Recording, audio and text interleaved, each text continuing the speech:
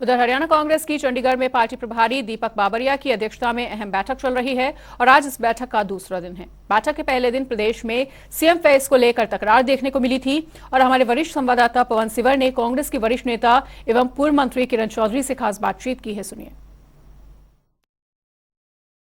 हरियाणा कांग्रेस के नवनियुक्त प्रभारी दीपक बाबरिया 2 दिन के लिए चंडीगढ़ में हैं और हरियाणा कांग्रेस के तमाम नेताओं के साथ उनकी नब्ज टंटोल रहे हैं। 2024 के मिशन में हरियाणा कांग्रेस जो है वो उतरी है, तैयारियां जो है वो चल रही है।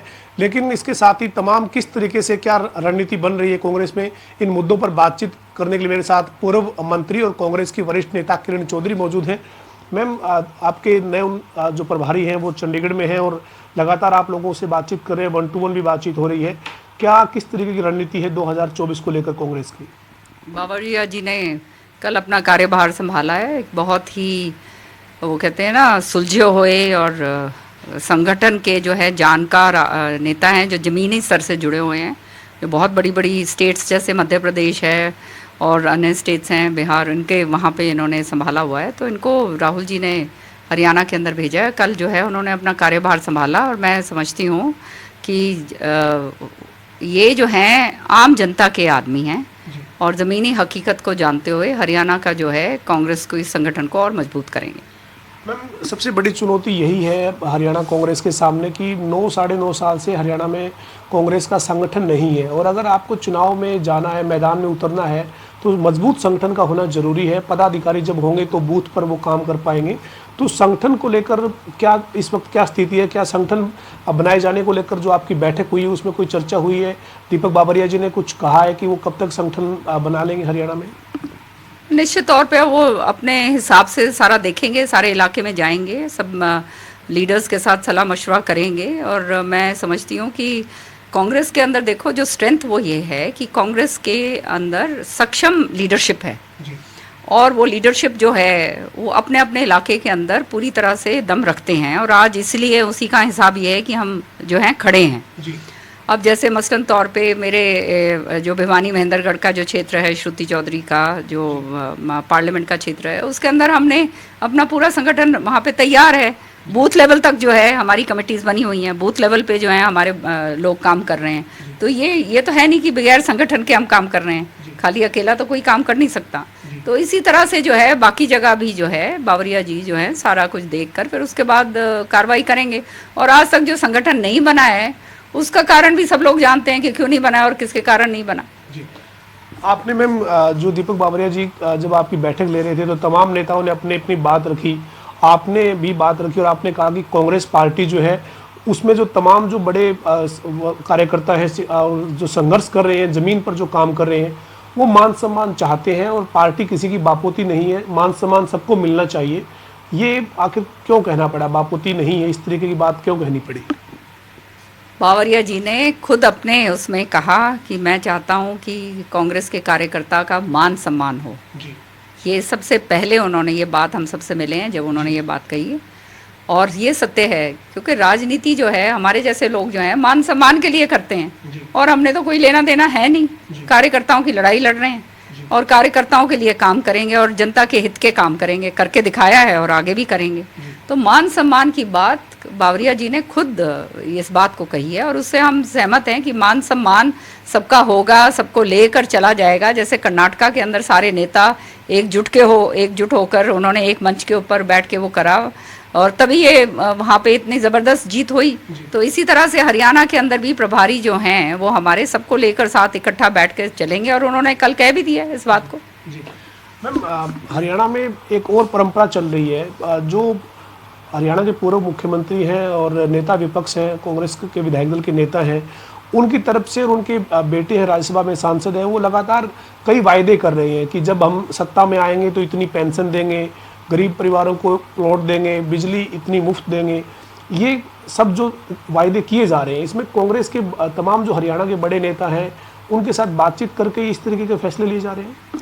कल रणदीप जी ने स्पष्ट कर ही दिया ना उस पे कि ये तो जो है हमारे कांग्रेस की देखो एक प्रक्रिया होती है, वो प्रक्रिया के तहत जो है सारा काम होता है और उसके अंदर जो है मैनिफेस्टो कमेटी बनती है, कमेटी बनेगी, कमेटी के जो मेंबर्स बनेंगे, चेयरमैन बनेंगे। फिर जैसे पिछली बार मैं कमेटी की चेयरमैन थी तो पूरा सारा हरियाणा से जो है आवेदन मांगे जाते हैं, इलाके के अंदर अलग अलग इलाकों में जाया जाता है, क्योंकि एक एरिया स्पेसिफिक कोई चीज़ होती है, दूसरी एरिया स्पेसिफिक होती है, प्लस उसके साथ साथ कई चीज़ें ऐसी होती हैं जिनका फाइनेंशियल इम्प्लीकेशन होता है, जो है वो स्टेट वहन कर पाए या ना कर पाए। तो ये सारी चीज़ों को मद्देनज़र रखते हुए संकल्प पत्र बनता है। और राहुल जी तो बहुत इस चीज़ के लिए उनका मानना है कि जो संकल्प पत्र के अंदर जो लिखा जाता है वो पहले ही 6 महीने में या 2 महीने में या 1 महीने जिस तरह से है, या 15 दिन में, कई जगह पे तो ऐसे भी हुआ है, जैसे ओपीएस पहली कैबिनेट की मीटिंग के अंदर ओपीएस की बहाली जो है हिमाचल प्रदेश में करी गई, और अब जो है कर्नाटका के अंदर जो संकल्प थे वो सारे करे गए हैं। तो ये सारी चीज़ें जो हैं, कांग्रेस का संकल्प पत्र का मतलब जो है कि जो वायदे हम कर रहे हैं संकल्प पत्र में वो हम पूरा करेंगे। ये हमारे जुमलेबाजी वाला संकल्प पत्र नहीं है जैसे बीजेपी का है। उन्होंने वायदा करा था 5100 रुपये जो है पेंशन देंगे, बुढ़ापा पेंशन आज तक नहीं दी। उन्होंने वायदा करा था कि हम बेरोजगारी भत्ता जो है 9000 रुपये देंगे। बेरोजगार जो हमारे युवक हैं जो बीए पास हैं उनको आज तक कुछ नहीं दिया। 6000 उन्होंने वायदा करा था कि हम उन बेरोजगारों को देंगे जो 10+2 हैं, और जो है 2.5 करोड़ जो है नौकरियां दी जाएंगी। सारा कुछ उन्होंने ये किसानों की आय जो है वो 2022 तक पूरी करी जाएगी। तो ये सारे जो हैं इनके संकल्प, इनके जो है मैनिफेस्टो में थी, जो आज पूरे एक जुमला पत्र बन के बैठ गया। तो कांग्रेस के अंदर ये चीज़ नहीं है।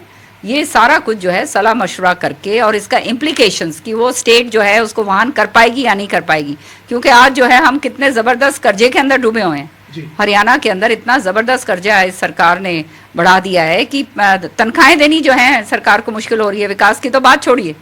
तो ये हालात जब हो जाते हैं तो ये सारी चीज़ों को मद्देनज़र रखते हुए ये सारा फाइनेंशियल इम्प्लीकेशंस भी देखने पड़ते हैं, तभी आप वायदा कर सकते हो। तो वो एक इलेक्शन मैनिफेस्टो के ज़रिए जब सारे जो है लीडर्स और सारे उनके पास जब सारे नीचे से जो फीडबैक आ जाएगा उसके बाद ही ये बन सकता है, और वो अभी तक वो तैयार नहीं हुआ है। मैम, इसके साथ ही जो कल की बैठक है उस बैठक में जो है वो भावी मुख्यमंत्री के नारे लगे। हालांकि जब आप पहुंच रहे थे तो आपके समर्थकों में भी उस तरह का जोश था। हालांकि आपने कहा कि नारेबाजी की आवश्यकता नहीं है, कांग्रेस मजबूत होगी तभी हम सब मजबूत होंगे, आपने ये बोला। लेकिन अंदर भी एक जो वो नारेबाजी हुई। तो आप ये मानते हैं कि इस तरीके से कांग्रेस पार्टी जो वो मजबूत होने की बजाय कमज़ोर होगी अगर इस तरीके की नारेबाजी हुई बैठकों में? देखिए, जब शैलजा जी बोल रही हैं, बहुत सीनियर लीडर हैं हमारी, और उनके बोलने के समय इस तरह की नारेबाजी हो तो उसका तो हमारे प्रभारी जी ने उसका सटीक जवाब दे दिया। उन्होंने खड़े होकर कहा कि मुझे ये चीप हरकतें बिल्कुल नहीं पसंद, और नारे जो हैं वो व्यक्ति विशेष के क्यों लगें। कांग्रेस पार्टी के नारे लगाओ, अपने नेताओं के लगाओ, राहुल गांधी, सोनिया गांधी, प्रियंका गांधी, खड़गे साहब।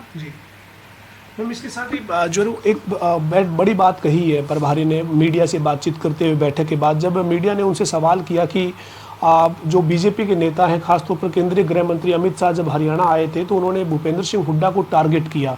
इसकी वजह क्या है? क्या भूपेंद्र सिंह हुड्डा कांग्रेस का चेहरा है? तो उसका जवाब उन्होंने दिया है। उनका ये कहना था कि अभी कोई कांग्रेस का चेहरा नहीं है, पार्टी का हाईकमान और नेतृत्व तय करेगा। तो वाकई में आज कांग्रेस का कोई 2024 के लिए चेहरा नहीं है? कांग्रेस पार्टी कभी भी चेहरा लेकर सामने नहीं जाती है, ये हमेशा से हमारी परंपरा रही है, आप लोगों ने देखा है। और मुख्यमंत्री का फैसला तो बाद में होता है। तो आज के दिन तो कोई चेहरा है ही नहीं, और कोई अगर कहे कोई चेहरा है तो वो तो भ्रमित करने वाली बात। जी, आप ये मानते हैं कि 2024 में कांग्रेस संगठित और एकजुट होकर अब मैदान में उतरेगी? निश्चित तौर पे मैं समझती हूँ कि ऐसा प्रभारी हमारे को मिले हैं जो ज़मीनी स्तर से ज़मीनी उस पर जुड़े हुए हैं, और वो जानते हैं कि कार्यकर्ता का जो जोश और दम जो है उसके बल पे जो है पार्टी पावर में आती है। तो वो जो है जायज़ और जो जस्ट है वो कार्यकर्ताओं के साथ ज़रूर करेंगे। और निश्चित तौर पे आज जो है हरियाणा के अंदर देखो, ये बीजेपी की सरकार पूरी तरह से हर फ्रंट पे विफल हो चुकी है। चाहे कोई, हर वर्ग जो है वो त्रस्त है, किसान वर्ग त्रस्त है, बेरोज़गार त्रस्त है, कानून व्यवस्था इतनी ख़राब है कि महिलाओं के लिए प्रॉब्लम हो रही है, मज़दूर त्रस्त है, जो है कर्मचारी त्रस्त है। सारे लोग तो सड़कों के ऊपर आ गए हैं। तो वो हालात तो सामने, वो कहते हैं ना, नज़र आ ही गए हैं। वो तो बिल्कुल स्पष्ट है। अब लोग तो खाली ये बाट देख रहे हैं कि कब जो है समय आए और इनको बाहर निकाला जाए वोट के ज़रिए। तो ये सारी चीज़ें तो सामने हैं। अब कांग्रेस पार्टी अगर क्या हम पूरी तरह से इकट्ठे होकर मजबूती के साथ लड़ेंगे और अगली बार सरकार हमारी बनेगी, निश्चित तौर पे बनेगी और हम अच्छा प्रशासन हरियाणा को देंगे। मैम, अंतिम सवाल है, मौजूदा सरकार की आपने विफलताओं की बात की है, 2024 के मैदान में आप उतरने की तैयारी में है। कौन कौन से बड़े मुद्दे हैं इस मौजूदा सरकार के खिलाफ जिनको लेकर आप लोगों के बीच में जाएंगे और कांग्रेस के पक्ष में वोट की अपील करेंगे? भ्रष्टाचार एक बहुत बड़ा मुद्दा है। कल रणदीप जी ने उस बात को उठाया कि इस बात को उठाना चाहिए, जोर शोर से उठाना चाहिए। साथ ही साथ जो है बेरोजगारी मुद्दा है, कर्मचारियों का ओपीएस पेंशन जो है वो मुद्दा है, ये कानून व्यवस्था जो है वो बहुत ज़बरदस्त मुद्दा है। आज के दिन जो है व्यापारी जो है, अपने छोटा व्यापारी एक तो मुश्किल से कमाई करता है अपने घर से बाहर निकलकर, और जब वो घर जाता है रात के टाइम जब ताला बंद करके, उसको ये नहीं मालूम होता कि उसके साथ वारदात होगी। यह हर जिले के अंदर हो रहा है। सो ये सारे मुद्दे जो हैं, चाहे जो है नौकरी का मुद्दा हो, ये आज बेरोज़गारी इतनी चरम सीमा पर है कि हमारे रोज़गार तो मिल नहीं रहा है। कौशल रोज़गार योजना शुरू कर दी है जो एक ठेका प्रथा है अपने आप में। तो ये सारी चीज़ें जो हैं, आज सच्चाई ये है कि हर तरीके से हर आदमी हरियाणा के अंदर त्रस्त है। फिर सबसे बड़ा मुद्दा एक और मैं जो समझती हूँ वो ये है कि ये फैमिली आईडी जो इन्होंने बनाई है, प्रॉपर्टी आईडी जो बनाई है, ये गले की फांस बन के हो गई है। ये जो इतने सारे पोर्टल इन्होंने खड़े कर दिए हैं, वो काम तो करते नहीं आते। पोर्टल्स आईटी होती है आपकी सहूलियत के लिए, हम उसके खिलाफ नहीं हैं, लेकिन वो सहूलियत तो आप दे नहीं पा रहे हैं क्योंकि आधे टाइम में पोर्टल्स खुलते नहीं हैं। जो खुलते हैं वो गलत तरीके से जो हैं अपलोडिंग हो रही है, या वहाँ पे जो बैठे हैं वो सही तरीके से काम नहीं कर रहे हैं। तो जनता को जो सहूलियत मिलनी चाहिए वो सहूलियत के को दरकिनारे रखे। आज के दिन ये हालात हो गए हैं कि हर एक घर के अंदर एक आदमी एक थैला लेकर वो कागज भर के वो इधर से उधर से इधर जो है वो घूमता है। तो ये हालात ये हो गए हैं। तो सरकार का काम ये होता है कि व्यवस्था बनानी, सरकार का काम होता है विकास करना, सरकार का काम होता है जान माल की सेवा रखना। वो सारा कुछ तो आज हो ही नहीं रहा है। तो इन्हीं मुद्दों के साथ मैदान में जाएंगे। बिल्कुल, ये बहुत ज़बरदस्त मुद्दे हैं और मुद्दे के साथ हम क्या जाएंगे, ये मुद्दे लोगों के ज़बान के ऊपर है। जब हम लोगों के बीच में जाते हैं, लोग अपने आप हमारे को ये बातें बताते हैं।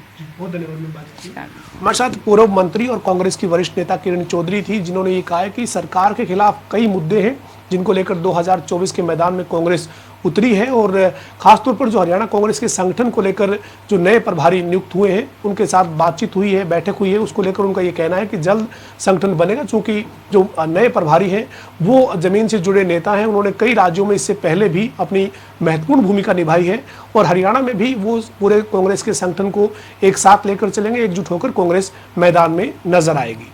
वीडियो जर्नलिस्ट विजेंद्र सिंह के साथ पवन सिंह, जनता टीवी, चंडीगढ़।